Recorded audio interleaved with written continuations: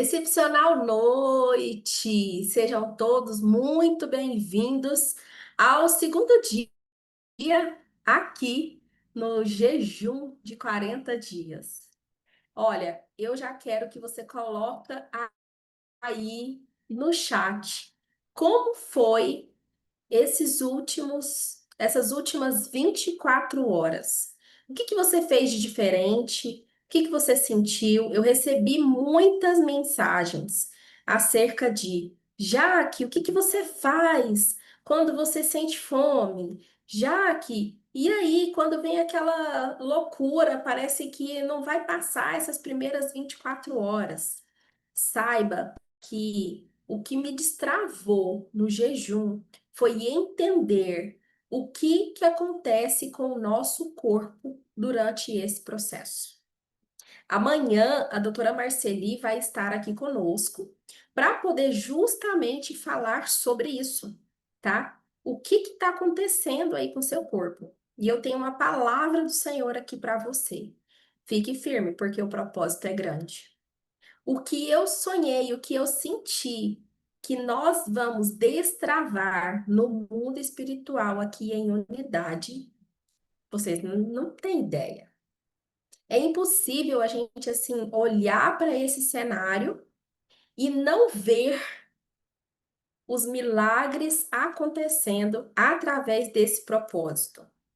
Olha, eu vou ler aqui alguns comentários. Barriga roncou um pouquinho, mas ficou tudo bem. Hoje almocei bem.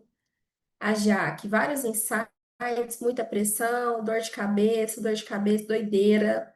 Nada como descansar no perdão de Cristo, lendo Hebreus, ouvindo louvores, estando na família juntos. É só o começo. Louvado seja o eterno Jesus, é maravilhoso. Parabéns, Carla.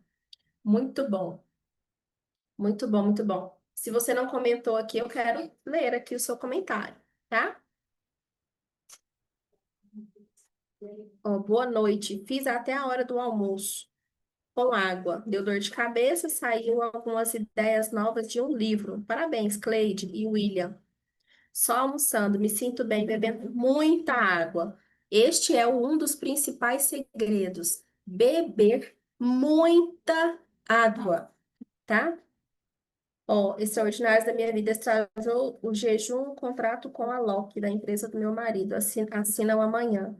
Estou anestesiada, feliz, grata a Deus, renovada, gratidão de Deus. Isso. Imagina, se isso aconteceu logo no segundo dia, imagina o que nós vamos usufruir durante esses 40 dias. Eu vou compartilhar algo com vocês, o que eu senti principalmente nesta manhã.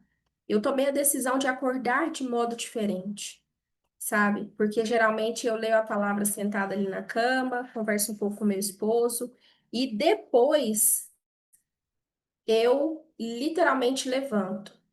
Hoje eu fiz o contrário, levantei, agradeci. Fui depois conversar com meu esposo e nesse momento de agradecimento eu entreguei, li cada nome do grupo lá do jejum. Hoje nós somos mais de 600 pessoas lá dentro. E saiba que vai acontecer milagres durante esse período. E queremos contar aqui com você, com a sua permanência aqui. Então vamos receber aqui Matheus Ribeiro.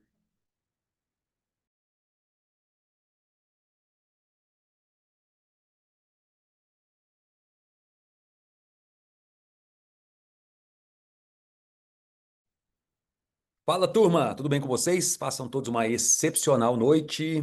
Estão todos bem? Muito bom ter vocês aqui mais uma noite. Estão todos me ouvindo bem? Todo mundo me ouvindo? Então tá bom. Quem tá me ouvindo aí, levanta a mão, levanta o braço assim. Todo mundo me ouvindo? Desculpa aí, tá? Todo mundo me ouvindo aí? Todo mundo me ouvindo? Se é que você entende o que eu tô fazendo? Todo mundo me ouvindo aí ou não? Então tá bom. Ótima noite para vocês. A Kaliane até fez uma cara assim, né? Que é isso aí, Matheus? Pois é. Quem tá alegre nessa noite, levanta a mão. Quem tá feliz nessa noite, levanta a mão. Então tá bom. Ninguém vai escandalizar aqui, não. Ninguém vai sair da live, não, né? Meu Deus do céu, Matheus, você fez isso jejuando. Depois a gente conversa sobre esse assunto. Vamos aqui para nossa edificação diária, nossos minutos aqui de pílulas de sabedoria. de revelação. Saiba que para mim está sendo um momento muito especial de estar aqui com vocês. Estou bastante empolgado, muito motivado. Está sendo para mim um tempo de renovo, de ativação, de acionamento da fé. Está sendo para mim um tempo muito especial de transformação, de renovação espiritual, também mental, almático, emocional, físico. Tem sido um momento de desintoxicar o físico também. Então tem sido um tempo muito precioso. Eu quero deixar com vocês aqui hoje, nós vamos falar a respeito de como silenciar o ruído interno. Estamos falando desse bloco, dessa camada sobre essa autodescoberta. O jejum é um tempo de autoconhecimento, o jejum é um tempo de análise, o jejum é um tempo de autodescoberta, é um tempo de autoanálise, é um tempo de fluir, e é um tempo de você colocar coisas para fora que não fazem mais sentido para você. É tempo de restauração, ressignificação, como eu já falei para vocês ontem aqui. Eu gostei muito que alguém colocou agora há pouco aqui no comentário, falando que encontrou aqui na carta aos Hebreus o texto, o versículo que precisava para o momento, né? Amanhã, quero ver se a gente consegue amanhã, acredito que vamos conseguir sim, trazer aqui uma Nutri para falar com vocês sobre o preparo natural e físico para esse tempo de jejum. Acredito que é importante também você. Hoje, por exemplo, eu treinei normalmente. Amanhã de manhã tem um futebol que a gente faz na nossa escola todas as quartas-feiras, às 6 horas da manhã. Então é importante que você durma bem, é importante que você se alimente bem, e é importante que você, dentro das suas possibilidades, é claro, treine. Então eu percebi, eu senti um pouco, mas tá tudo bem, tá tudo certo, não faz mal nenhum. E aí cada um sabe os limites do próprio corpo e sabe exatamente aquilo que você tem que fazer. Como alguém colocou aqui agora há pouco, tome bastante água. O que que eu faço? Como eu só almoço, eu hoje almocei por volta do meio-dia e meio, 1 hora da tarde, mais ou menos. Almocei, comi aquela sobremesa, tomei aquele café e depois, né, me envolvi nas atividades, estou aqui até agora. Vamos lá. Eu vou ler com vocês aqui o texto de Hebreus capítulo 1 e nós vamos meditar um pouco hoje em como silenciar esse ruído interno. Espiritual e cientificamente falando, eu quero fazer uma abordagem com vocês aqui hoje a respeito disso. Diz assim a palavra. Não sei quantos aí começaram a ler a carta aos Hebreus, sugiro que você leia, sugiro que você se alimente, sugiro que você medite. Lembra disso? Jejum sem oração e meditação na palavra é só uma dieta. Então, tão importante quanto jejuar é o propósito pelo qual você está jejuando. É muito bom poder ouvir testemunhos como esse aqui, de coisas que estavam travadas, coisas que você não estava conseguindo alcançar, atingir, você não estava conseguindo ver e os seus olhos espirituais são abertos a um rompimento. Lembra do que eu falei para vocês ontem? É tempo de firmar as estacas, é tempo de romper os limites, é tempo de destampar a cabeça, é tempo de romper com o teto, é tempo de você ir além. Olha só o que diz a palavra aqui, Hebreus capítulo 1, verso 1. Havendo Deus antigamente falado muitas vezes e de muitas maneiras aos pais pelos profetas. Isso aqui é Antigo Testamento. Nestes últimos dias, a nós nos falou pelo Filho. Filho, letra maiúscula. Quem é o Filho? É Cristo. O Filho é Cristo. O Salvador, o Senhor, o Mestre. Ele é o Filho, o ungido, Jesus, a quem constituiu herdeiro de todas as coisas e por quem também fez o mundo. Ele é a palavra, ele é o verbo.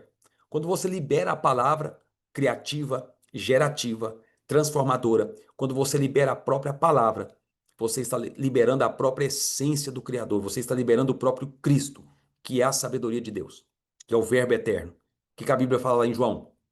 No princípio era o verbo, e o verbo era Deus, e o verbo estava com Deus, e todas as coisas foram feitas por meio dele, e sem ele nada do que foi feito se fez. Quem que é o verbo? É Cristo. Deus liberou a sua palavra. A primeira vez que a palavra foi liberada não foi para se comunicar. A primeira vez que a palavra foi liberada foi para criar.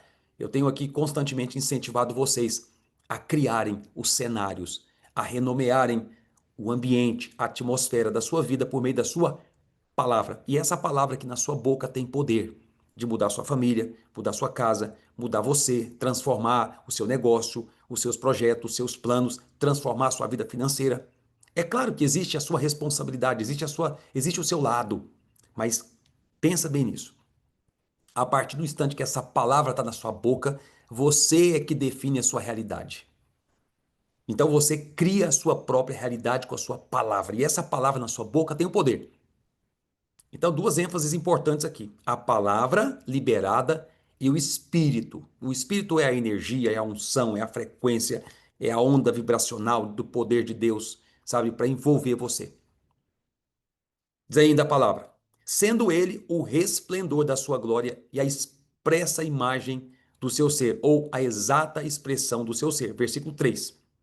E sustentando todas as coisas pela palavra do seu poder, havendo ele mesmo feito a purificação dos pecados. Aqui você vai perceber a ordem daquilo que Cristo fez na sua morte.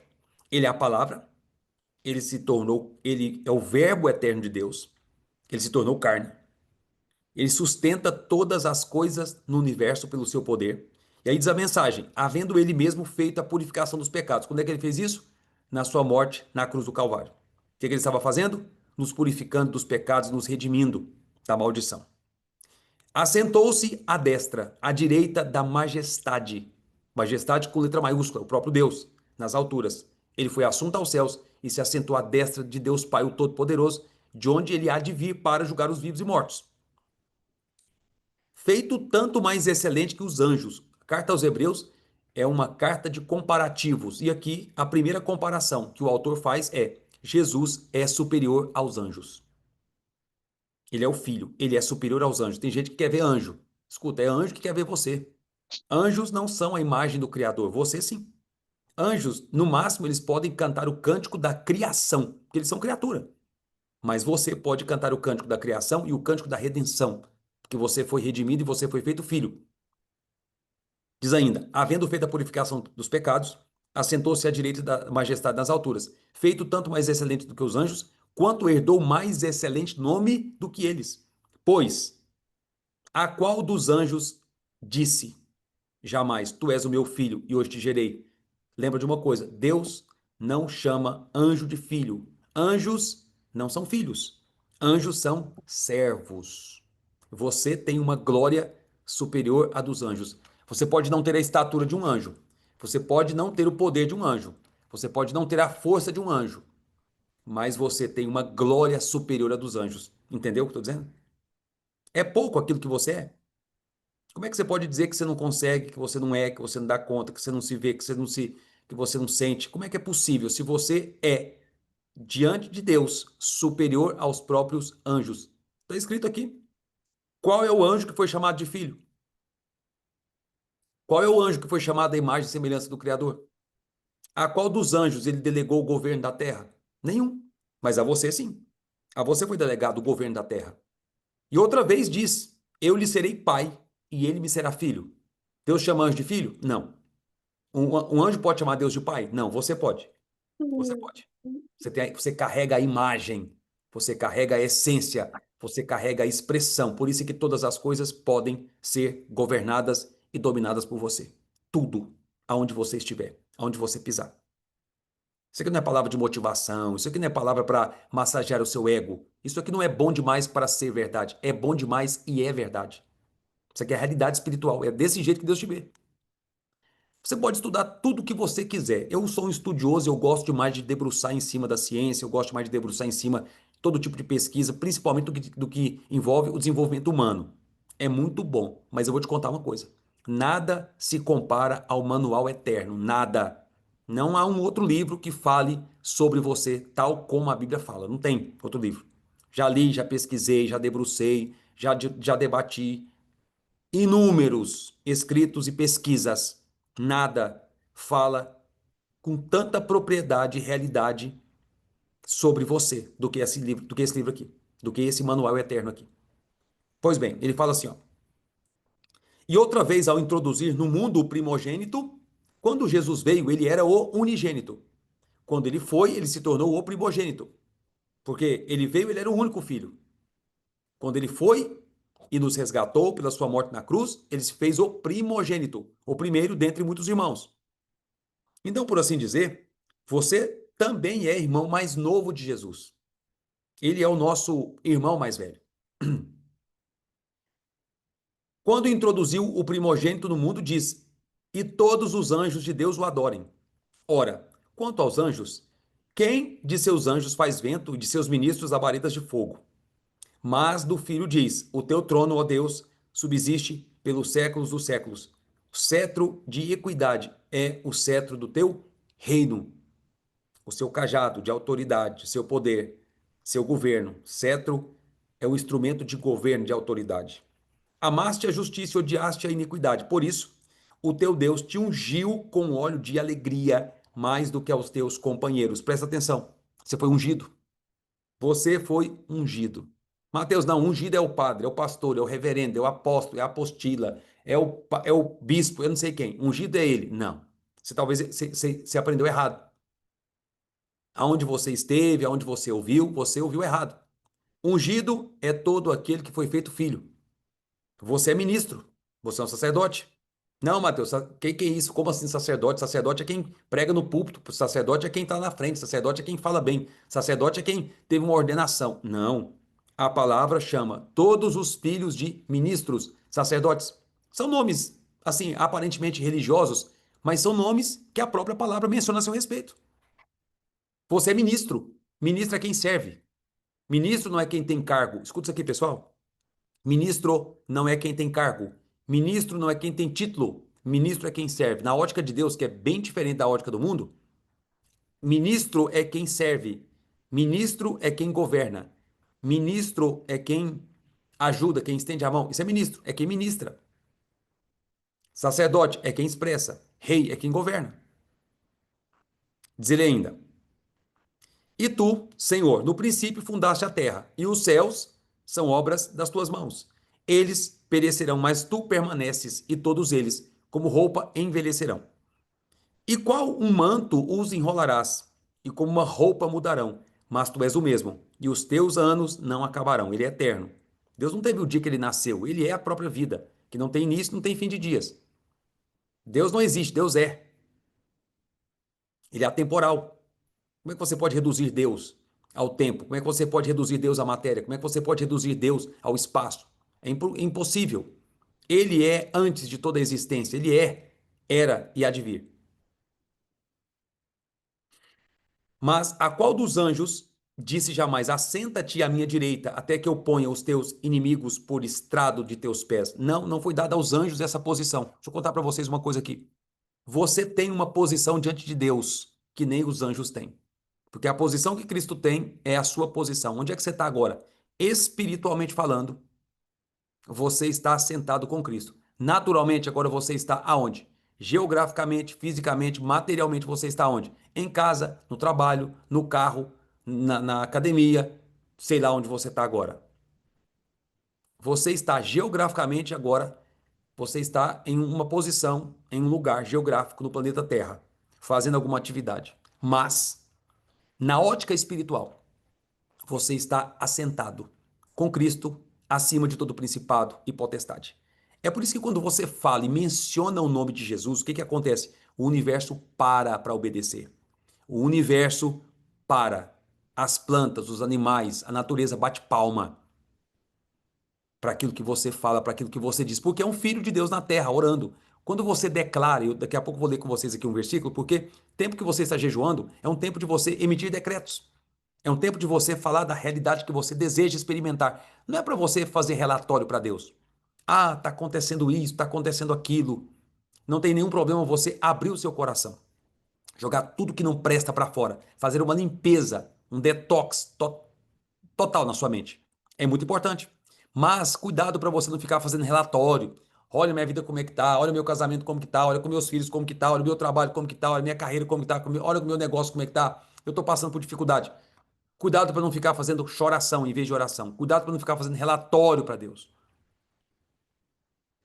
Você tem uma posição que nem os anjos têm.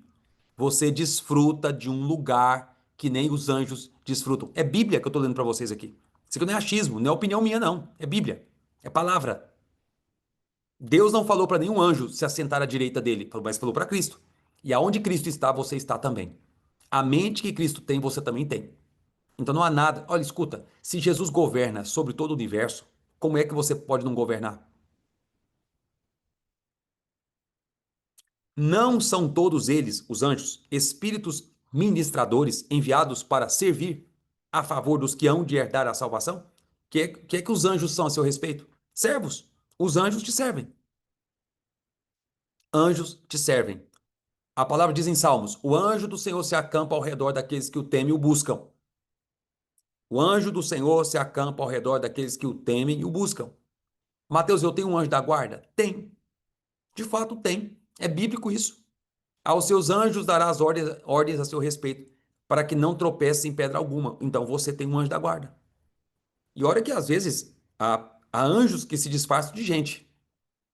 Há anjos que se disfarçam de gente. No outro momento eu posso falar mais com vocês a respeito disso. Quero ler com vocês aqui um outro texto.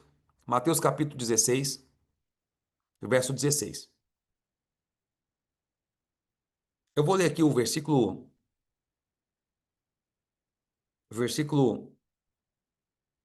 15. Mateus 16, 15. Fala assim, ó. Disse-lhe ele, Jesus falando. Eles estavam, quem for comigo para Israel ano que vem vai ter essa experiência. Nós vamos lá na cidade de Bânias. Quem voa agora também comigo, mas o Pablo vai ter essa experiência agora em novembro. A gente vai numa cidade lá ao norte de Israel, bem na nascente do Rio Jordão, onde ficavam as portas do inferno. Um santuário pagão, onde vários e vários deuses eram adorados. Cesareia de Filipe. Jesus um dia subiu com seus discípulos para aquela região e ele perguntou para eles assim: vem cá, vocês que caminham comigo aqui, quem dizem ser o filho do homem? Aí todos começaram a dizer: uns dizem que o senhor é Jeremias, outros dizem que o senhor é Elias, outros dizem que o senhor é João Batista. Ou seja, tinham várias opiniões sobre quem era Jesus. Aí ele pergunta assim: mas e vocês? Quem vocês dizem que eu sou? Aí Pedro imediatamente tomou a palavra e respondeu assim: Simão Pedro respondeu. Simão Pedro, pega bem isso aqui, Simão Pedro. Qual que era o nome de Simão Pedro? Simão. Qual que é o significado de Simão? Se você pegar aqui na tradução, Simão significa cana, quebrável, dobrável, instável. Simão. Olha o nome. Lembra que os nomes têm significado? Lembra disso? Então, o nome de Simão era quebrável, dobrável. Escuta isso aqui, pessoal. Todo mundo conecta comigo aqui, ó. Simão significa dobrável, quebrável, instável, inconstante. Uma cana. Ele respondeu assim: Simão, tu és o Cristo, filho do Deus vivo. Foi uma revelação. Não foi uma opinião de Pedro. Deus não quer que você tenha opiniões a respeito dele. Deus quer que você flua na revelação. Sabe por quê? Porque a opinião não tem poder de te transformar. Deixa eu contar para vocês aqui uma coisa. A sua opinião sobre Deus não tem poder de transformar a sua vida, mas a sua revelação sobre ele muda a sua história. E revelação é algo que Deus dá. Revelação não é uma coisa que ela flui de você, não, é Deus é quem dá. Se o próprio Espírito Santo não se revelar a você, você vai continuar sendo cego e surdo em relação a Deus. É o próprio Deus que se revela a você. Ele respondeu: Tu és o Cristo, filho do Deus vivo. Disse-lhe Jesus: Você é feliz, bem-aventurado, Simão Barjonas, porque não foi carne e sangue que tu revelaram, mas o meu Pai que estás nos céus. Ou seja, toda revelação vem do alto. Toda revelação vem do alto. Não flui de você mesmo, não é da sua inteligência, não é da sua perspicácia, não é da sua capacidade. Não, não. Tudo isso tem o seu lugar. Só que só existem duas formas, presta atenção nisso aqui. Só existem duas formas de você se conhecer. Quem está dormindo, arruma outro lugar para você dormir, fecha a câmera e pode dormir em paz, tranquilinho. Só para não cortar a nossa energia aqui, fecha a câmera, pode dormir aquele soninho gostoso, tranquilinho. Depois eu acordo vocês aí para a gente poder fazer a nossa oração final. Tá tudo bem, tá tudo certo. Não é indireta para ninguém, é uma direta mesmo, tá? Não é indireta, é direta mesmo. Mateus, tô com sono. Fecha a câmera. Mateus, vou dormir para Jesus aqui agora. 15 minutinhos enquanto você fala, porque tá muito chato. Eu vou dormir para Jesus agora. Então pode dormir em paz. Depois você volta e pega o finalzinho. Tá tudo bem. Pode dormir para Jesus aí, consagra para ele o sono. 10 minutinhos, a gente volta daqui a pouquinho com a oração final. Mas enquanto você estiver aqui com a câmera aberta, faz um favor pro tio Mateus aqui. Fica acordado. Porque senão você vai, sabe, quebra o flow aqui. Eu fico olhando vocês com a cara de sono em cima da câmera. Penso, nossa, deve estar ruim pra caramba esse negócio aqui, né? Deve estar uma chatice lascada essa aula de hoje. Mas tá bom, vai aguentando aí. Vai tolerando aí. Consagra esse soninho pra Jesus aí, tá tudo bem, tá? Voltando pra cá. Escuta só. Disse-lhe Jesus: Você é bem-aventurado, Simão Barjonas, porque não foi carne nem sangue que te revelou, mas o meu Pai que está no céu. Toda a revelação vem de onde? Do alto. Só existem duas formas de você ser transformado. Ou Pela especulação filosófica ou pela revelação? Quero que você coloque aí no seu comentário, escreva. Especulação filosófica versus revelação. Que é especulação filosófica? O achismo. Você pode buscar todas as linhas científicas, filosóficas, de conhecimento que existem na face da Terra. Tudo é muito válido. Só que eu vou te contar uma coisa. Será sempre uma teoria a seu respeito. Será que é verdade? E é por isso que as pessoas, elas se envolvem em tantos caminhos, mas nunca chegam ao ponto. Qual é o ponto? Quem eu realmente sou. Qual é a grande questão? Identidade. Identidade é um problema. Nossa geração vive uma crise muito profunda de identidade. Pessoas não têm problema de propósito, pessoas têm problema de identidade. Quem eu sou? Porque você se formou, você se graduou, você estudou, você viajou, você fez tanta coisa, mas parece que isso não te satisfez, isso não supriu aquele vazio existencial. E aí Pedro se levanta e fala: Tu és o Cristo, filho do Deus vivo.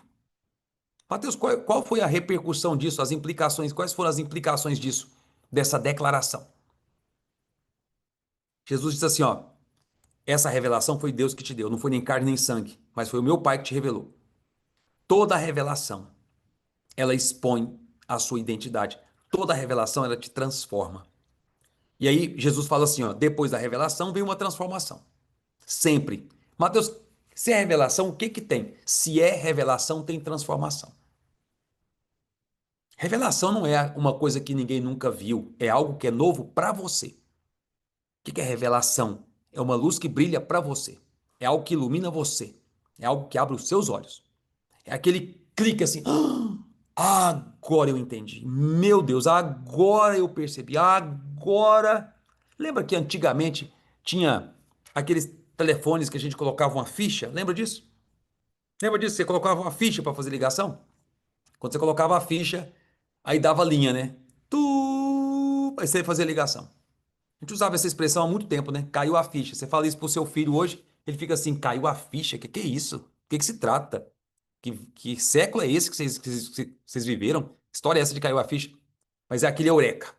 É aquele caracas. É aquele putz, é aquela coisa. Ai, caraca, isso aqui é uma coisa louca demais. Agora abriu um tampo na minha cabeça. Agora destravou algo. Agora eu entendi. É uma revelação. Agora, se é revelação, tem transformação. Se não teve transformação, o que é que foi? Especulação. Só especulação. Não é algo prático. E toda revelação, ela te muda de dentro para fora. Toda revelação, ela transforma você. Estava conversando com uma pessoa um dia desse, contando como que foi a minha experiência com Deus.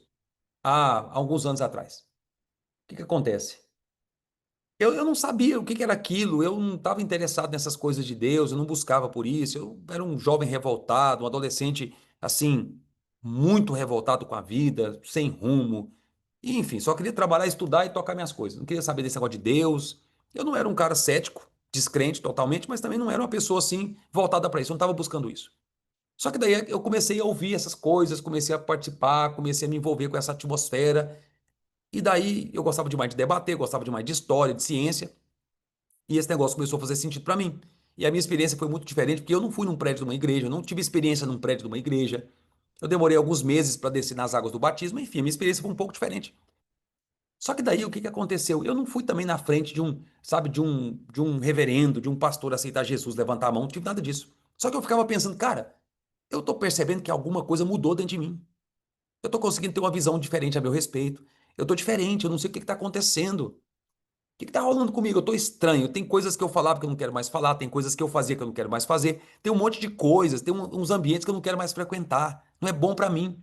Ninguém me convenceu de nada, ninguém pegou no meu pé, ninguém me obrigou a nada.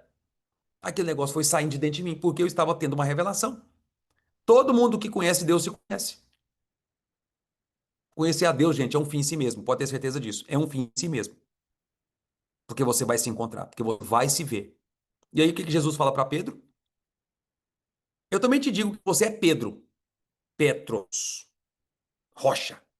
E sobre esta revelação que você teve, que você acabou de falar que eu sou Cristo, eu vou edificar a minha igreja, a minha eclesia, a minha assembleia, meu povo, e as portas do inferno não vão prevalecer contra ela. Aí vem o versículo aqui. Quer que você entenda uma coisa. Toda, Toda revelação gera transformação. Toda revelação gera transformação. Toda transformação destrava novas habilidades. Destrava. Vou começar pelo mais importante. Toda revelação gera transformação. Toda transformação destrava sua identidade, que destrava suas habilidades e que destravam a sua autoridade. Quer que você pegue só essa sequência. Só essa sequência. É um método de Deus de lidar conosco. Revelação é Deus que dá. O que a revelação faz? Nos transforma. Não me transformou, não é revelação. Tá dentro da palavra, aquilo saltou aos seus olhos, mexeu com você, queimou no coração, abriu os olhos. Aquilo precisa necessariamente causar algo em você. Me deu mais fome, já te transformou. Me deu mais sede, me deu mais compaixão pelas pessoas, me deu generosidade. Meu Deus, estou começando a me enxergar de forma diferente. Ou seja, está te transformando. Então, toda revelação gera transformação. Toda transformação, ela destrava aquilo que estava preso dentro de você. O que é que estava preso dentro de você? Você mesmo. Essa questão de destravar a identidade é destravar você mesmo. Você estava preso, enclausulado dentro da sua própria alma, sem saber quem você era. E por mais que você buscasse caminhos e rumos, parece que era tão nebuloso, tão obscuro, tão turva a sua visão, que você não dava conta de sair de lá. Não adianta mergulhar para dentro e não encontrar caminhos. Escuta, mergulhar para dentro significa se achar lá dentro e sair, e encontrar um rumo. A revelação traz transformação, a transformação destrava a sua identidade, porque é a parte mais importante. Observa uma coisa aqui, todo mundo. Você pode rodar por várias profissões, vários negócios, várias coisas na sua carreira e fazer um monte de coisas e você consegue tranquilamente. Você sai de um trabalho, vai para outro. E de repente a experiência que muitos aqui tiveram. Sai de uma profissão, vai para outra, sai de um negócio, vai para outro. Você pode fazer isso tranquilo. E você consegue rodar isso no automático. Só que quando você tem que lidar com algo do seu pessoal, no aspecto mais particular, você trava. Por quê? Eu vou contar para vocês uma coisa aqui. Porque para lidar com as coisas, para lidar com coisas, você só depende de aprendizado, conteúdo, capacitação. Mas para lidar consigo, você precisa de transformação. E é por isso que muitas pessoas têm dificuldade. Não é de mudar as coisas, é de mudar a própria vida. Porque para mudar a própria vida, você vai ter que abrir mão de crenças, de conceitos, de traumas, de um monte de coisas dentro. Pegou não? Pegou? Por que pessoas têm tanta dificuldade, por exemplo, com transição de carreira? Sabe por quê? Porque enquanto você está trabalhando e fazendo um monte de atividades, você roda no automático, é uma engrenagem. Que você roda, roda, roda, roda, só mexe com o seu currículo profissional. Só que quando você vai transicionar para algo que você gosta, para aquilo que você ama e para aquilo que você quer ter liberdade, parece que a coisa trava. Mas sabe por quê? Porque agora não é sobre lidar com as coisas, é sobre lidar com quem você é. E aí você viveu a vida inteira ocupado com o que você fazia e nunca se preocupou com aquilo que você era? Ixi, olha, muita gente abrindo um tampo na cabeça aqui agora, rompendo um teto. É por isso que eu tenho essa dificuldade? Sim, porque até então você sabia manusear bem as coisas. Só que agora tá o maior dos problemas do teu colo, que é você mesmo. Como que eu lido com isso aqui agora? Isso aqui quer dizer eu, né?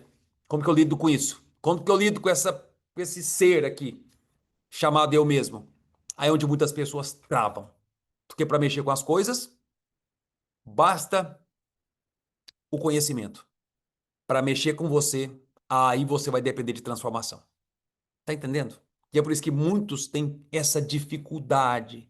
E quando você está passando também por um processo, por exemplo, de transição, demora tanto. Porque as garras do seu passado não querem te soltar. As garras dos rótulos que você recebeu ao longo da vida não querem te soltar. Essas garras pegajosas, essa coisa fica te prendendo, não vai, não vai, não vai. Mas eu preciso, eu quero. Não, você vai ficar aqui mesmo. É tão confortável. Isso aqui é tão seguro. Para que você vai se envolver em uma coisa tão diferente? O teu cérebro te sabota mais uma vez. Ele não quer que você se descubra. Teu cérebro não quer que você se descubra. Porque quando você se descobre, você é livre. Você não é mais escravo, você não é mais manipulado, não é mais alienado a coisas, ou pessoas, ou lugares. E é tudo que o teu cérebro quer te impedir de fazer. Não é visando o teu mal, pelo contrário, é visando tanto o teu bem que vai ser isso aí a vida toda. Para mexer com coisas, ninguém depende de transformação. Mas para mexer consigo, a transformação é o único caminho. Tem que libertar esse gigante, essa potência que está aí dentro adormecida. Vai ter que lidar com isso, inevitavelmente. E aí Jesus fala assim: eu vou edificar, eu vou construir algo em cima dessa revelação. Revelação, olha a sequência: revelação, transformação, identidade, habilidade e autoridade. Quero que todo mundo escreva esse, esses 5 degraus aqui, muito poderosos: revelação, transformação, identidade, habilidade e autoridade. Onde é que está a habilidade e a autoridade aqui? Olha só o que Jesus fala: dar-te-ei as chaves do reino dos céus. Olha as chaves do reino. Chaves do reino. Para que chave serve? Meu Deus, poderíamos ficar aqui dias só falando de chave. Dar-te-ei as chaves do reino. Todo mundo escreve assim, ó, para você mesmo. E faz uma declaração poderosa para você. Eu tenho as chaves do reino. Cara, você tem as chaves para fechar, mas também para abrir. Os encarcerados. Você tem as chaves. Meu amigo, seu conteúdo, seu conhecimento, sua família, seu movimento, sua marca, seu negócio, sua empresa, seus recursos. Por que é que o diabo quer travar tudo isso na sua vida? Porque tudo que você tem é uma chave nas mãos. Uau! Tudo que Deus colocou, entregou para você é uma chave nas mãos. Para quê? Para libertar os cativos, para libertar essa geração, para fazer um bem danado para esse mundo, para essa sociedade. Onde é que estão as chaves? Nas suas mãos. E é por isso que o diabo quer travar você, porque se você está travado em si, como é que você pode usar as chaves? Escuta, Jesus só entregou as chaves depois da revelação. As chaves só vêm depois da revelação. E o que o Senhor fala? Eu te darei as chaves do reino. E chave para quê? Já percebeu? Pequenas chaves abrem grandes portas. Você não precisa ter uma grande chave, basta ter a chave. Agora, não basta ter a chave, tem que saber usar a chave. E usar a chave para quê? Aí ele fala: o que você ligar na terra vai ter sido ligado nos céus. Pega aqui, ó. O que é ligar? Ligar é autorizar. Ligar é liberar. Ligar é abrir. Tava agora há pouco ali com uns amigos e a gente falando de porta, porta, porta. Eu falei assim: olha, portas são acessos imediatos.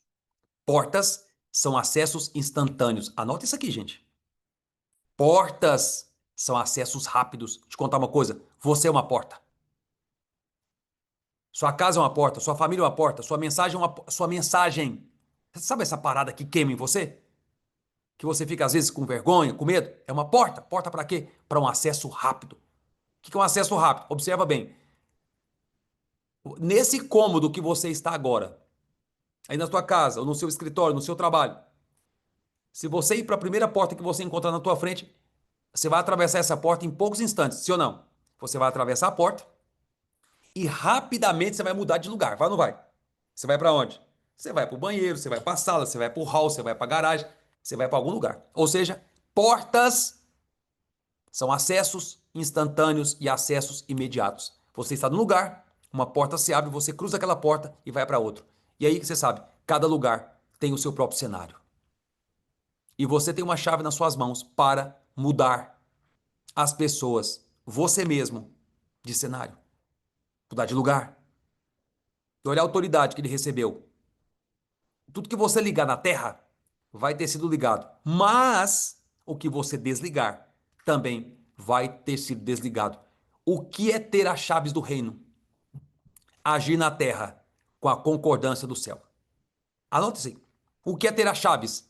Agir na terra com a validação do céu. Uau! Ou seja, o que você fizer, o céu vai dizer aprovado. O que você desfizer, o céu vai dizer validado. E é por isso que lá em João, o que Jesus fala? Aqueles que vocês perdoarem serão perdoados. Os que vocês retiverem o perdão também serão retidos. Ou seja, você tem na terra autoridade para liberar o perdão de Deus. Sim, você é um canal do perdão. Você é um canal da cura. Você é um canal da restauração. Você é um canal da transformação, do resgate das almas. Quanto poder você carrega, mas está aí dentro travado. Tem que despertar isso. Tem que colocar isso para fora. O que você ligar terá sido ligado. O que você desligar também terá sido desligado. Uau! Então é tempo de quê? É tempo de você usar as chaves que você tem. Tempo de você usar as chaves que você tem. O que eu quero deixar para vocês aqui hoje?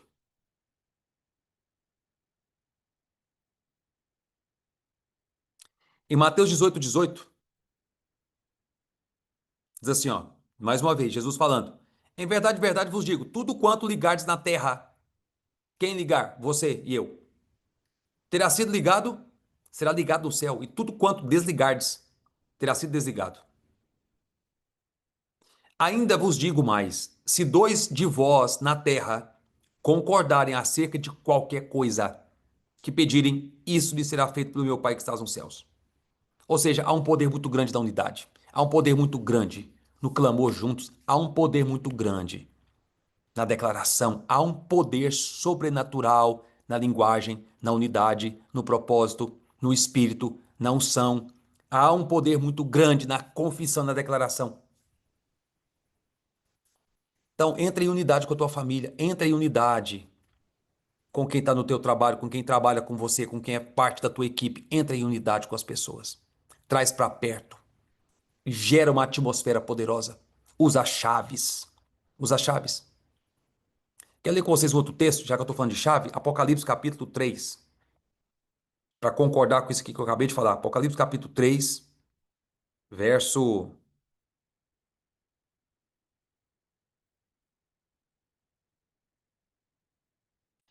verso 7. Apocalipse 3, 7. Fala assim, ó. Ao anjo da igreja em Filadélfia, ou seja, ao líder, ao servo, ao ministro, escreve: isto diz aquele que é santo e verdadeiro, o que tem a chave de Davi. Chave de Davi. A chave de hoje é a chave para liberar o que está preso no seu interior. E lembra da sequência: revelação, transformação, identidade, habilidade e autoridade. Tem que ter a habilidade para usar a chave e tem que ter a autoridade. Autoridade e autorização. E olha o que a palavra diz lá, em Mateus, nós acabamos de ler. Ligar significa autorizar. Ou seja, o que você autorizar na terra terá sido autorizado.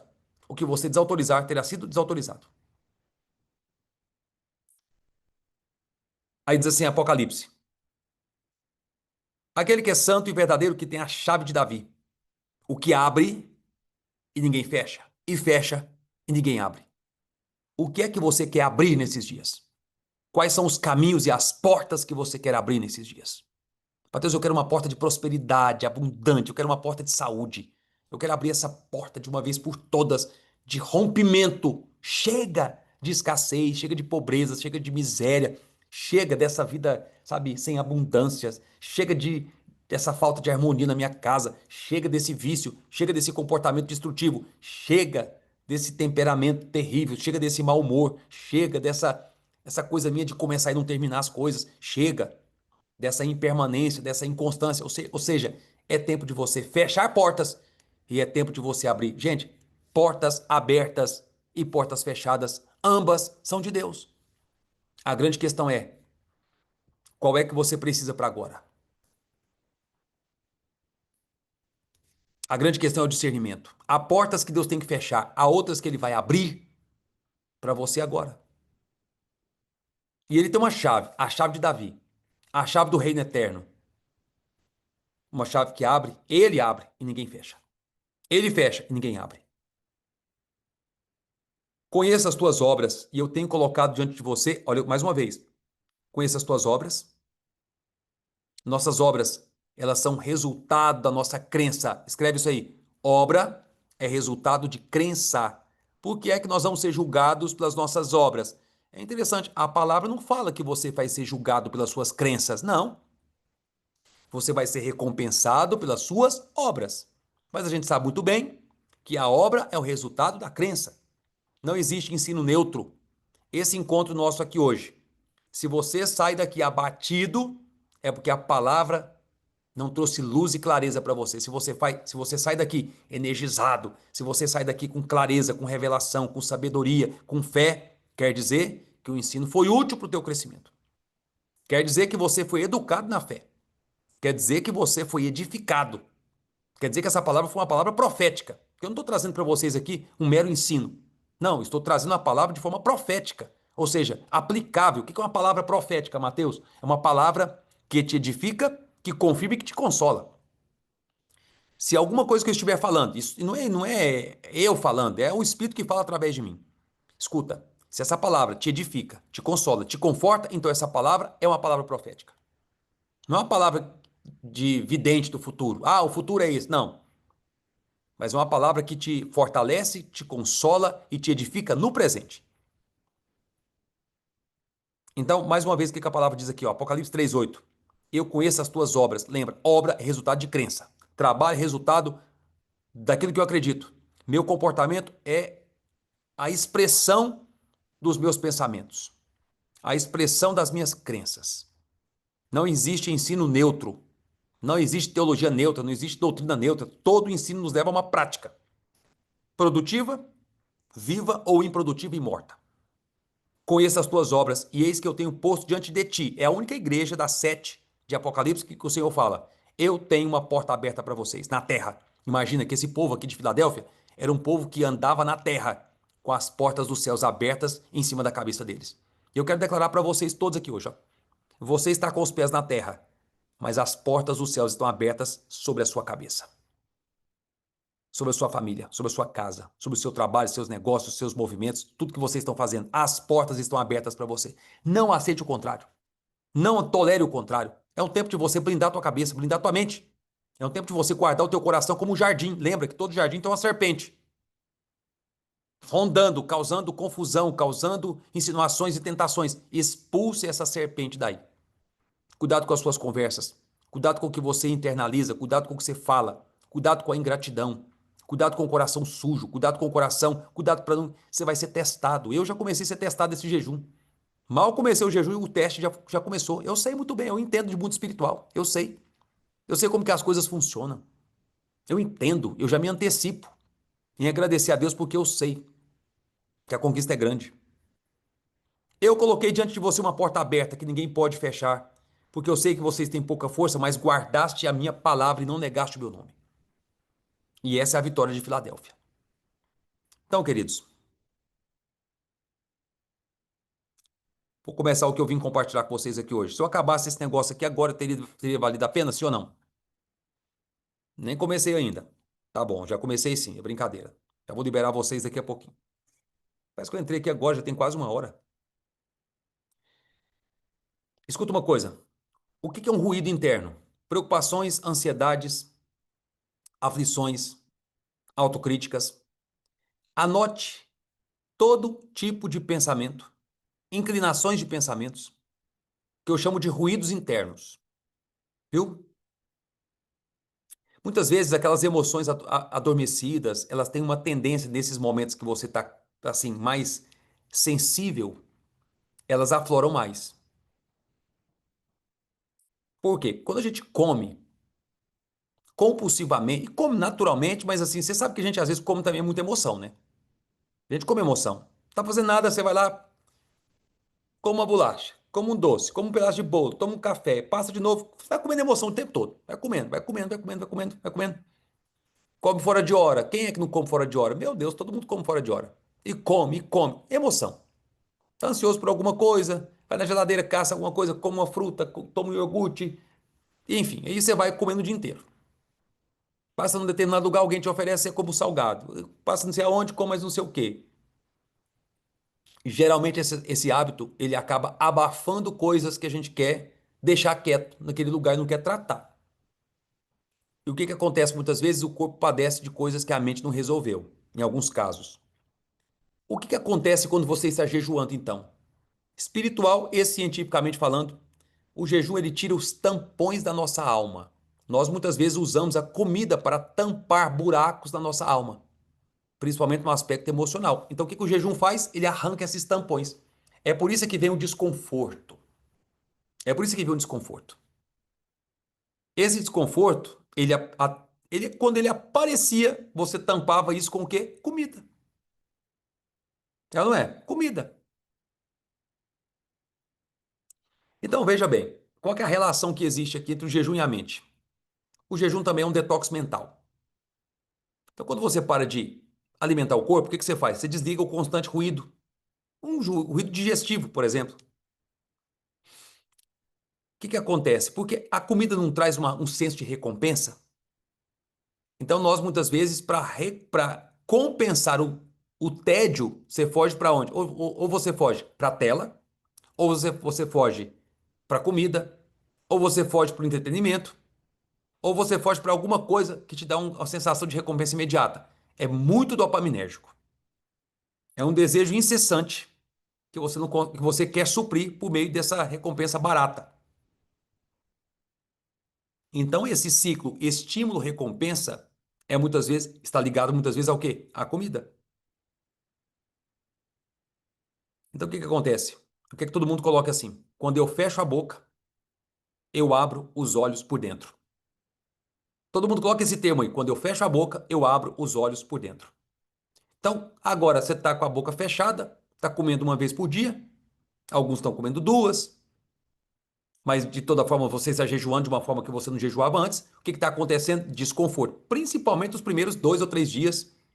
Como eu falei ontem, o seu grau de insuportabilidade ele aumenta consideravelmente. Tem pessoas que já têm isso assim num grau elevado, mas o jejum se eleva ainda mais. É ou não é? É natural que isso aconteça. É normal. Jejum é fechar a boca e abrir os olhos de dentro. Coisas começam assim a aparecer. Claro, um efeito no seu sistema nervoso, a ausência de alimento, principalmente os primeiros dias, leva o seu corpo a um estado de quê? De estresse, ainda que seja leve, o que não é negativo, porque o nosso cérebro é extremamente adaptativo. Nosso cérebro é extremamente adaptativo. Você logo acostuma. Então aquela agitação mental tende a se transformar em quê? Serenidade e lucidez. Por isso que está para tomar decisões difíceis, jejue.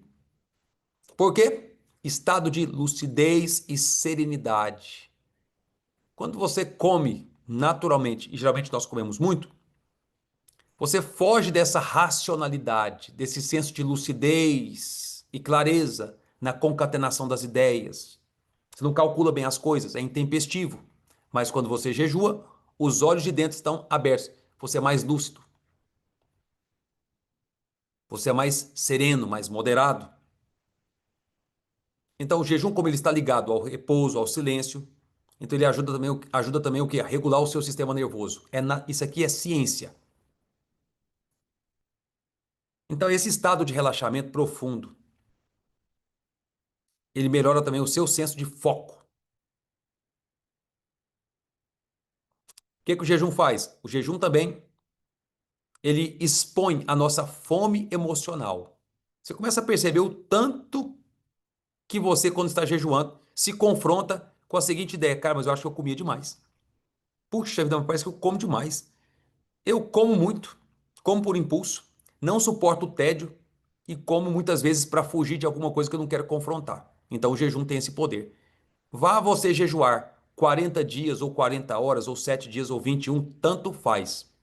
Isso vai acabar expondo o quanto, na verdade, você foge de situações de confrontos e de conflitos que você não quer resolver. Foge para onde? Para comida, mais uma vez. Então esse ruído interno muitas vezes é o quê? Fome emocional disfarçada. Mateus, o que é um ruído interno? Uma fome emocional disfarçada, que você busca suprir com o quê? Alimento. É interessante isso aqui. Se você não vai suprir essa emoção com o alimento, o que você vai fazer com ela? Você vai ser forçado a senti-la e processá-la. A comida geralmente faz uma coisa: a comida abafa a emoção. Fala a verdade, pessoal. Emoção não é a nossa devolutiva para o mundo, sim ou não? Sentimento é a internalização das experiências, sim ou não? Sentimento é a internalização, é o que eu coloco para dentro. É o seu filtro, sim ou não? Emoção é o que você devolve. Como nós não processamos bem as emoções, o que nós fazemos? Fugimos para o alimento. Só que agora você tirou o alimento, o que você está fazendo então? Em vez de você abafar a emoção, você vai acabar expondo a emoção. É por isso que nos primeiros dias, o que acontece? Irritabilidade, estresse.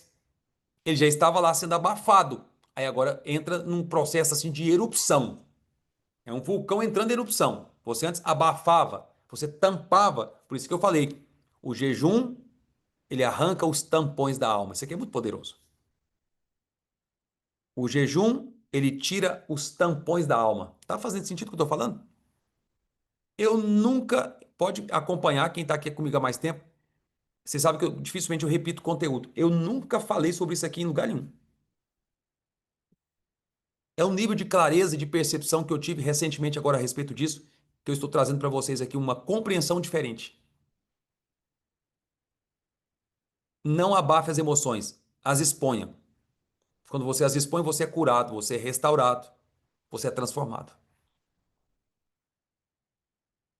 Então, o jejum ele cria um ambiente fisiológico, psicológico, ideal para o seu silêncio, solitude, silenciar as vozes da alma, desligar você das distrações e dar para você aquele verdadeiro alimento emocional, mental, espiritual que você precisa para avançar.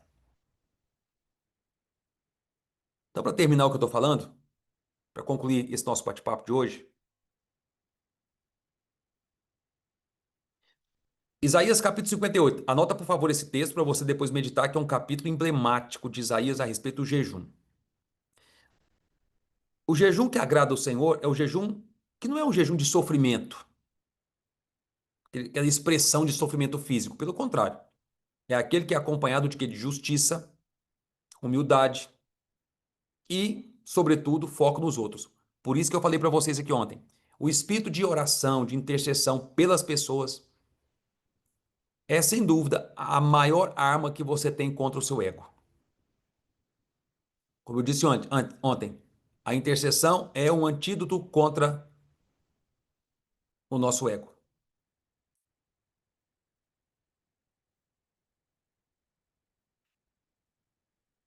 Então, o que nós estamos fazendo? Desacelerando as atividades na alma para que o Espírito Santo fale conosco com mais clareza. Eu mandei para vocês aí no grupo, não sei se vocês receberam, mandei para vocês uma playlist, algumas músicas que eu gosto, particularmente de orar, de adorar com elas, algumas canções. Não sei se é bem do seu gosto, mas eu mandei para vocês aí. Você pode fazer a sua própria playlist. Sugestão para vocês aqui nessa noite. Nesse dia, tem pessoas que vão assistir amanhã esse nosso encontro, tem gente que está no grupo que vai assistir depois essa aula. Nós vamos ter encontros assim. E eu acredito que esses 40 dias vão ser uma verdadeira mentoria. E hoje, de verdade, eu sinto no meu coração que o que eu acabei de falar aqui e transmitir para vocês foi verdadeiramente uma excepcional aula. Palavra, instrução, revelação, ciência e uma aplicação prática daquilo que você vai fazer nesses próximos dias. Eu quero concluir esse nosso bate-papo de hoje. Se alguém tiver alguma pergunta, você pode abrir o microfone rapidamente e fazer sua pergunta, tá? Eu vou abrir para vocês aqui rapidinho. Nós vamos concluir o nosso encontro de hoje. Uma palavra aqui de oração para concluir o nosso bate-papo de hoje. Alguém tem alguma pergunta? Alguém gostaria de fazer alguma pergunta? Mateus, quais são as, assim, como eu posso discernir o que vem da mente do que vem do coração durante esse período do jejum? Olha, mente, Porque muitas ó, pessoas aqui relataram, por exemplo, a questão da dor de cabeça, a questão do que veio do corpo, né? Mas como uhum. silenciar esse corpo também para poder ouvir mais o coração? Que acontece? Como eu acabei de falar, naturalmente o corpo vai ter reações. Reações físico-químicas naturais. Vai entrar vai entrar num processo de autofagia, o teu corpo está buscando energia. Teu corpo ele quer a comida, ele quer fugir. Claro que é tudo que o teu corpo precisa. É o seu sistema fisiológico, seu sistema Reptiliano, assim, expondo algo que é do seu instinto, o seu instinto de sobrevivência. Nosso cérebro, que é o comando que emite todos esses sinais para o nosso corpo e comanda essa máquina que vai emitir todos esses sinais. Há dores que são dores cerebrais, há dores que são dores físicas. E pode confiar, há dores que você consegue suportar 40% além daquilo que você está sentindo. Pode ficar tranquilo, pode ficar em paz. Você consegue, tá? A menos que você tenha alguma contraindicação em jejuar, pode ficar tranquilo. Se você tiver, não faça. Não faça, não jejue. Só fica aqui conosco na aula, pega a palavra, jejue como você conseguir. Não tem uma regra aqui do jejum. Não gosto disso. Faça como você bem entender. Como for bom para você. Agora, o que que acontece? A mente e corpo são um sistema. O que é que nós precisamos em relação à nossa mente? Ter o comando dela. O que que a palavra diz? Que nós temos a mente de Cristo. O que que diz Romanos capítulo 12? Transformai-vos pela renovação da vossa mente ou do vosso entendimento. Mente é uma faculdade da alma. Deixa eu dar para vocês aqui algo didático. Seu espírito tem três funções, a sua alma tem três funções e o seu corpo tem três funções básicas. Escuta isso aqui todo mundo. Funções do espírito. Funções do espírito. Intuição, consciência e comunhão. Uma faculdade para a intimidade, uma faculdade para o discernimento e uma faculdade para o discernimento da vontade de Deus. Todo mundo escuta aqui, ó. Espírito, intuição. É a faculdade que te permite discernir a voz de Deus. Deus fala conosco é aonde? Na mente? Não. Deus fala conosco é no espírito, porque Deus é espírito. Deus não é mente. Deus é espírito. Deus tem mente, é óbvio. Deus fala conosco aonde? Deus fala no coração. Sim, e o coração, segundo a Bíblia, é a lâmpada do Senhor. Lâmpada do Senhor é o espírito do homem, diz Provérbios. Então, o nosso coração, que não é o órgão que bombeia sangue para o nosso corpo, é a parte mais profunda e mais íntima aonde Deus fala conosco. Sempre que a Bíblia fala de coração, ela está falando do espírito do homem, que é um com o espírito de Deus. Nós temos comunhão com Deus aonde? É na mente? Não. É nas emoções? Não. Essas áreas são afetadas, mas a comunhão acontece aonde? No espírito, no coração. Nosso espírito tem três funções: intuição, consciência, que é a nossa capacidade de compreender a vontade de Deus, e a comunhão, que é a faculdade da intimidade, do relacionamento. A nossa alma também tem três funções. Quais são as três funções da alma? Mente, vontade e emoções. Isso é básico. Três funções da alma. Mente.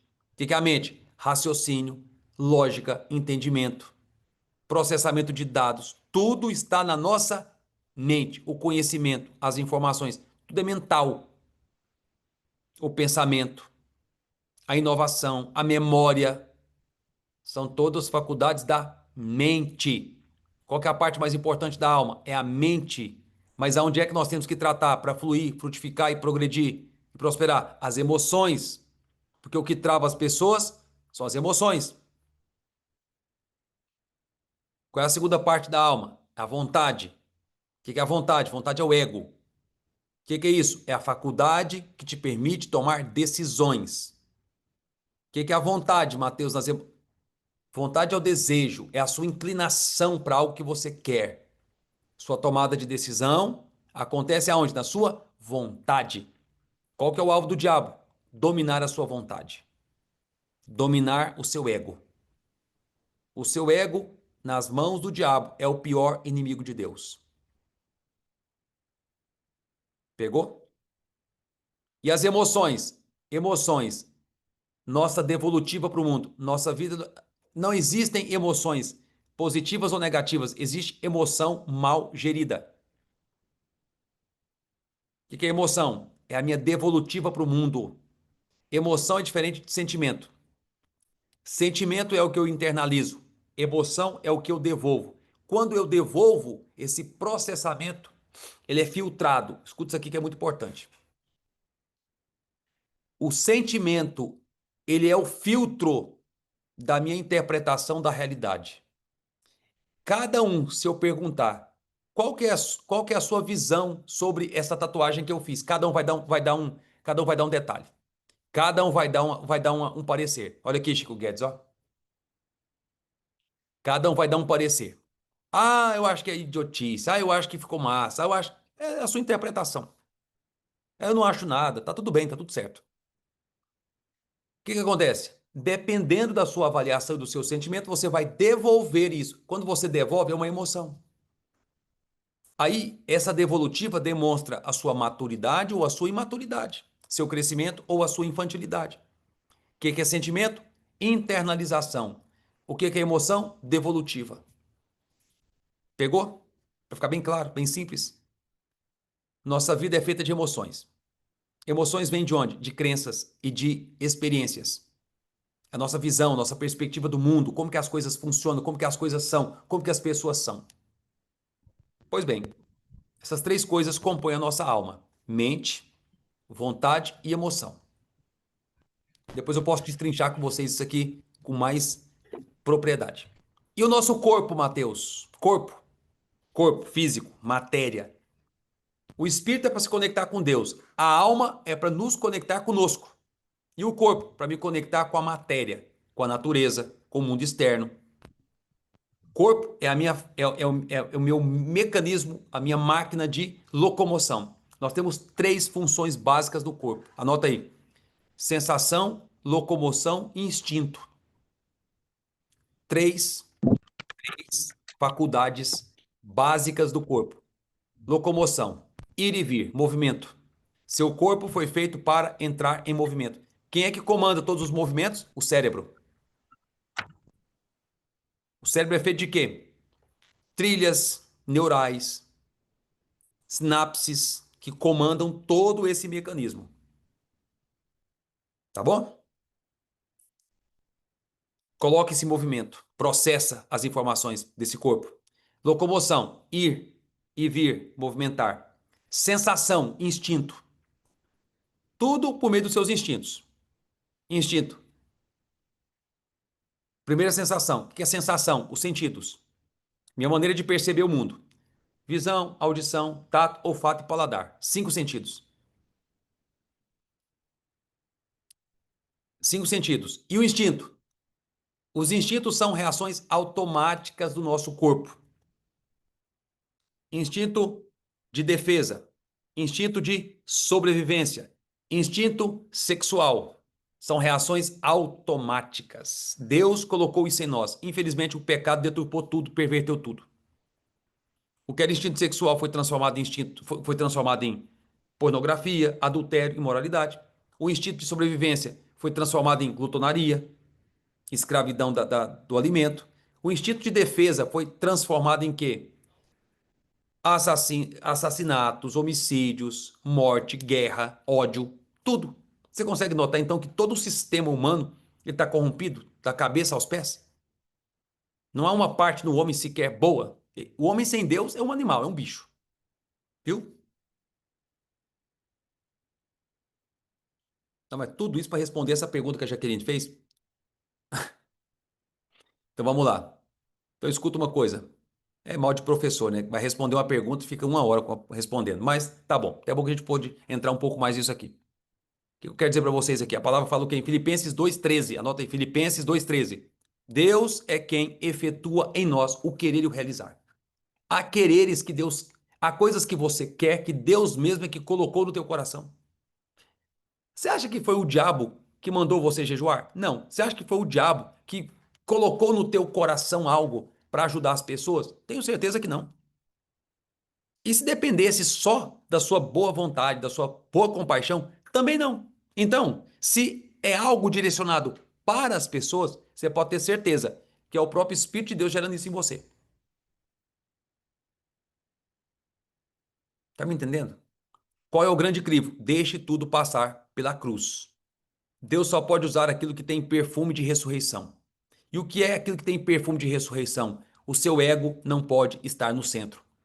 Se você quer fama, Deus não quer compartilhar disso. Agora, se você quer servir para levantar, para despertar outros, para promover outros, você pode ter certeza que Deus é o financiador, é o investidor disso. Então, Deus certamente tem gerado no seu coração isso. Como que eu sei? Aquilo que destina-se aos outros, pode ter certeza que Deus está nisso. Aquilo que é só para mim é só o seu ego, tá bom? Aquilo que é só para mim é meu ego. Aquilo que é para os outros, Deus está nisso. E ele vai investir pesado. Agora, aquilo que é contra você e que é contra os outros, pode ter certeza que é o diabo. Pegou aí? É básico de entender isso. O que é contra mim e contra os outros? Diabo. O que é só para mim? Seu ego. É só coisa da sua cabeça. Agora, aquilo que vai promover, levantar, servir, resgatar, curar, abençoar, despertar, treinar outros. Ah, Deus quer investir nisso. Mas se a minha, Mateus, se a minha motivação estiver errada, pode ficar em paz, porque você é filho e Deus vai te corrigir. E tem coisas que eu vou te contar. É estranho, mas é verdadeiro. Tem coisas que é melhor Deus te corrigir porque você realizou do que Deus ter que te empurrar porque você é desobediente. Ixi, não, com essa aqui eu vou terminar. Ah, não, essa aqui eu vou ter que terminar agora. Depois dessa eu tenho que parar por hoje. Ah, não, depois dessa eu vou ter que parar. Desculpe, mas depois dessa eu vou ter que terminar por hoje porque. Pegou? E se eu errar? É melhor, você não errou, você aprendeu, mas é muito melhor, porque pelo menos você respondeu, do que ficar com medo, não fazendo e desobediente, sabe, não deixa o Senhor te usar. Vocês possam fazer um restante de noite abençoadíssimo, ter um bom descanso. Tamo junto. Ô, Sêmio, um abraço pra você, meu cara. Bom te ver aqui com a gente. Abraço, Matheusão. Não deu para participar ontem, mas estamos aqui. Bom lhe Maravilha. ter. Bom te ver aqui, meu querido. Um abração pra todos vocês aí, e todos com Deus. E nos vemos amanhã novamente. Vou mandar para vocês aí o horário direitinho. Vamos nos encontrar de novo. Pode ser um pouco mais cedo, pode ser um pouco mais tarde, mas a gente vai se encontrar amanhã novamente. Leitura da carta aos Hebreus, leitura, meditação, declaração. Fiquem firmes e vai vivendo e desfrutando dia após dia. Vai colocando no teu diário os teus pensamentos que Deus tem gerado em você, vai abençoando os outros, vai compartilhando com mais pessoas. Chame mais pessoas para participar. Ore pela sua família, ore pela sua casa, profetize. Aproveite o tempo que você tem no carro, dirigindo, indo para o trabalho, na empresa, onde você estiver. Sabe? Abençoe, levante as mãos, profetize, declare, mergulhe. Assista novamente essa aula, pega os insights, compartilha com mais alguém. Abra você a sua própria aula, abra você o seu próprio Instagram para falar para outras pessoas e que vocês façam uma noite ainda mais memorável. E quando você for colocar a cabeça no seu travesseiro, lembre-se: em paz você se deita, logo você pega no sono, porque só o Senhor te faz repousar em segurança. Amém, amém? Tamo junto. Deus abençoe vocês sempre. Amanhã eu quero fazer um convite especial para vocês. Vou deixar para falar amanhã sobre o final de semana, que a gente vai ter aqui um grande evento. Vocês são meus convidados para estar comigo aqui sobre para a gente poder estar junto numa academia de mestres aí. Né, Chico Guedes? Valeu. Um abraço para vocês. Ótima noite. Nos encontramos amanhã. Fiquem firmes no nosso jejum e vamos para cima. Um abraço, queridos. Fiquem com Deus. Abraço, Matheus. Um abraço. Valeu. Tchau, tchau. Obrigada, Matheus. Só lembrando, pessoal, que eu vou compartilhar lá no grupo com vocês o decreto de hoje, tá? Depois eu vou até colocar algumas enquetes lá para poder saber o horário que vocês também podem abrir os áudios de vocês e compartilhar algo conosco lá. E também você ser um agente de transformação. Chama outra pessoa que está lá no grupo que você de repente olhou aqui viu, nossa, parece que essa pessoa não está lá no jejum. O que que acontece? Durante esse período, se nós não unirmos e, e fazer duplas, tá? Para que você consiga chegar até o fim, tá? E para isso, a gente tem ali mais de 600 pessoas. Então, não adianta a pessoa querer apenas participar do grupo e não estar envolvido. É diferente. Você pode ser uma pessoa temente ao Senhor, mas se você não está envolvido na obra, de nada adianta. Entende? Então, existem alguns princípios na palavra que estão sendo aí, trazendo a clareza para nós. A Cláudia acabou de perguntar, e a playlist, já que nós vamos repetir tudo que nós já colocamos lá no grupo para vocês, tá bom? Já já eu libero lá também o segundo decreto, que você possa pegar esse decreto e ler com muito fervor, tá? Eu não sei quem já leu o decreto de ontem, mas com certeza, eu não sei para vocês, mas quando eu li foi muito poderoso. Então você faz ali uma postura de governante, pega ali o seu celular ou quem tiver a oportunidade de imprimir o decreto, coloca na parede e lê com muita força. Decrete isso para sua vida, para sua casa, para toda a sua família, tá bom? Alguém aqui tem alguma pergunta?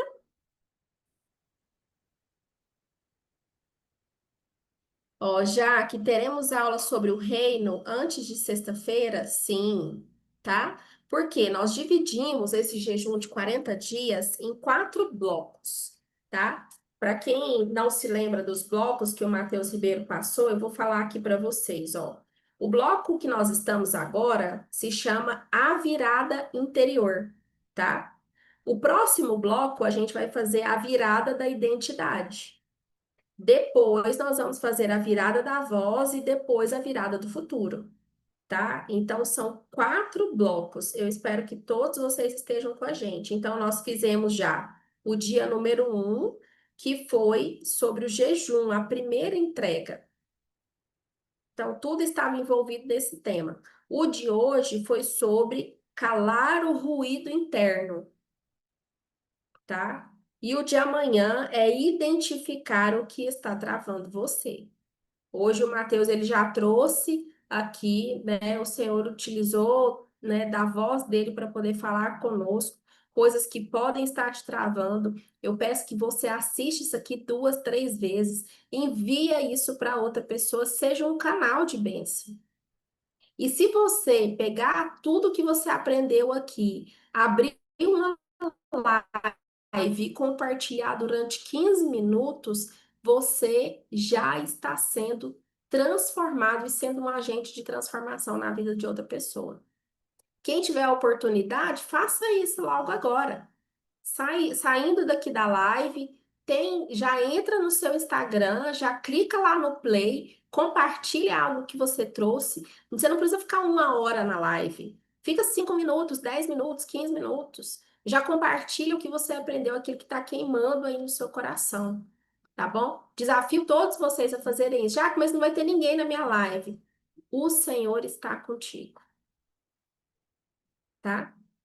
Por onde poderemos assistir novamente? Cláudia, nós estamos compartilhando o link no grupo e também está lá no canal do YouTube do Matheus Ribeiro. Tá, joia?